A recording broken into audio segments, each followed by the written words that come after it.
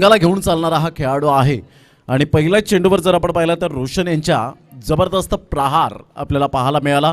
विस्फोटक आणि गोलंदाजांचा कर्दनकाळ म्हणून ज्याच्याकडे पाहिलं जातं असा विंकुश म्हात्रे आपण पाहू शकतात. पहिल्या चेंडूवर षटकार येतोय, 6 धावा.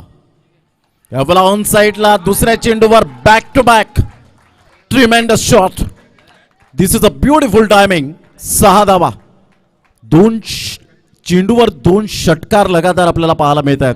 ही पॉवरफुल फलंदाजी होत असताना जलसा 22 आणि तिसरा षटकार येतोय तर 300 रुपयांचं कॅश प्राइज अनंत पाटील साहेब प्रांजल 11चे मालक आपल्याला पाहायला मिळतात आणि त्यांच्याकडून हे कॅश प्राइज विंकुश म्हात्रे यांच्यासाठी येईल. 2 चेंडूंचा खेळ झालाय. 2 चेंडूच्या समाप्तीनंतर 12 धावा. शुभम पाध्ये यांची ही स्पर्धा आपल्याला पाहायला मिळते. त्यांच्या संपूर्ण टीमने जे ऑर्गनाईज केलेलं आहे खरोखरच सॅल्यूट असेल. पुन्हा एकदा 3 चेंडूवर 3 येऊ शकतील का? यस, क्या बात है. 3 in row. Back to back back to back back to back Vinkush Mhatre branded षटकार. What a timing.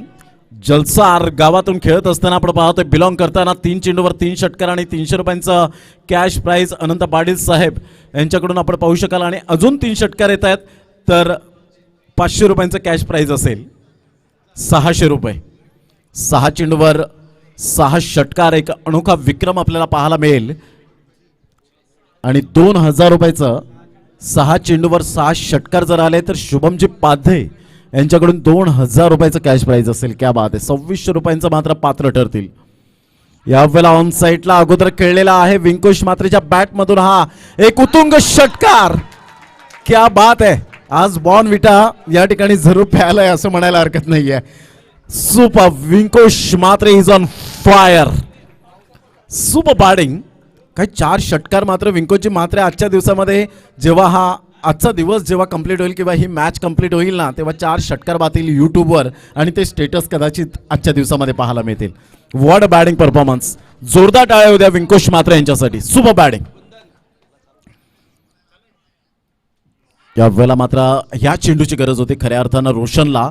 Direct hit आणि yes is gone. The finger is gone. Up umpire नाव मिस्टर आशुतोष व्यवहारे.